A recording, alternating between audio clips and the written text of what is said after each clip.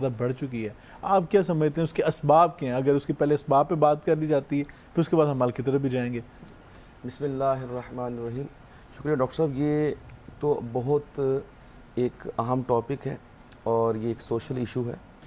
और अदम बर्दाश्त, इसका जो असल माना ये है कि अगर आप देखिए कि अदम बर्दाश्त कोई बीमारी नहीं है जी।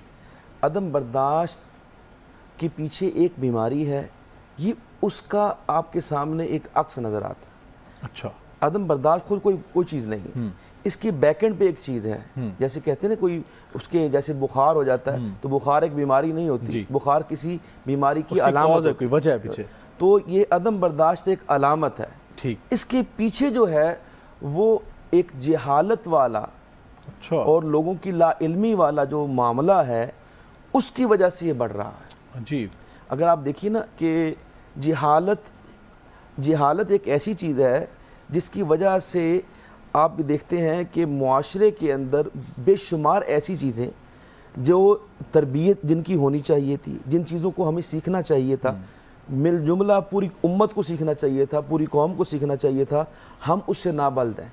बिल्कुल, ये इसकी वजह है। देखिए, एक तो आप देख सकते हैं ना कि एक तो जेनेटिक प्रॉब्लम हो सकती है। एक बंदा, उसके जीन्स ऐसे हैं, उसके डीएनए में ऐसे है कि वो बात को बर्दाश्त नहीं करता, बहुत जल्दी गुस्सा कर जाता है, हाइपर हो जाता है। तो एक तो ये बात है, इसको ख़त्म नहीं किया जा सकता, इसको कम किया जा सकता है, लेकिन उसके लिए भी तरबियत और तालीम की ज़रूरत है, इल्म की ज़रूरत है।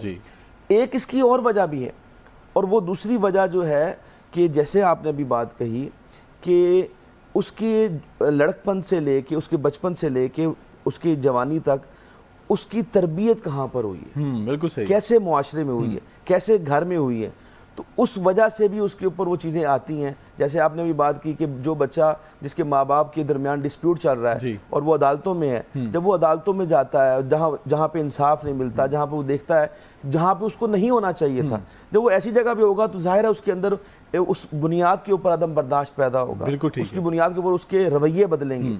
और इन तमाम चीज़ों के अंदर आप ये देखिए कि किसी भी मुआशरे के अंदर जो अक़दार होते हैं, उन अक़दार से फिर एक अखलाक जन्म लेता है। बिल्कुल सही है।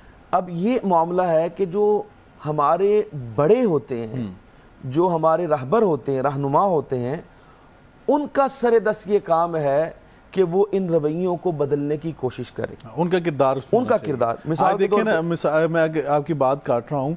अगर हम अमेरिका की मिसाल ले लें, अमेरिका में उन्होंने इस पर रिसर्च की है कि जो लोग स्ट्रीट क्राइम्स करते हैं, जो लोग जराइम सीरियल किलर हैं, जी सीरियल किलर हैं, उनके बारे से कहा गया कि ये वो नौजवान हैं कि जिनके वालिदैन के दरमियान डिस्प्यूट हो गया, जिनके घरों के अंदर इख्तलाफ पाया जाता था, जिनके घरों में रोज़ाना ये लड़ाई झगड़े पाए जाते थे, ये वो बच्चे हैं जो जिनके वालिदैन की सेपरेशन हुई है, अलग अलग हुए हैं, तो वो ये अग्रेशन अपना सोसाइटी से लेना चाहते हैं। बेशक, इसमें तो आज हमारे माशरे में ये चीज़ें हो रही हैं। सब देखिए ना, कोई भी सोसाइटी का चेहरा मोहरा जो होते हैं ना, वो 3 अफराद होते हैं। अगर आप मुस्लिम मुआशरे की बात करें तो सबसे पहले जो हमारे उलमा, हमारे ज़ुअमा जो हैं, इस्लामिक स्कॉलर्स जो हैं, उनको आप देख लीजिए जी।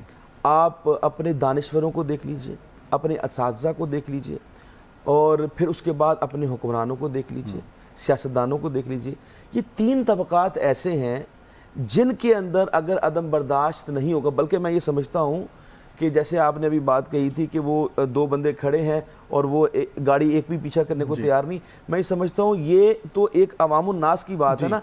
अवामुन नास में तो फिर भी अदम बर्दाश्त थोड़ा सा है, लेकिन ये आप उसके अंदर अगर हुक्मरान तबके में जाएं, अगर आप मिंबर व मेहराब पे जाएं, अगर आप दानिश्वरों की बात करें, तो वहाँ पर इसका ज़्यादा फुकदान नज़र आता है। जी बिल्कुल, लेकिन बात यही है डॉक्टर साहब जो आपने पहले की थी कि हमेशा चेंज ऊपर से आता है। जी बिल्कुल। जब आप ऊपर वाले तबके को ठीक कर लेंगे तो नीचे वाला तबका जो है वो ऑटोमेटिकली इफेक्ट आएगा। बिल्कुल, क्योंकि वो आपके रोल मॉडल्स हैं। किसी अल्लाह वाले ने मुफ्ती साहब कहा था कि मुझे 2 तबकात जो हैं उनकी इस्लाह की ज़मानत मिल जाए तो माशरा जो है वो खुद ब खुद इस्लाह के रास्ते पर चल पड़ता है।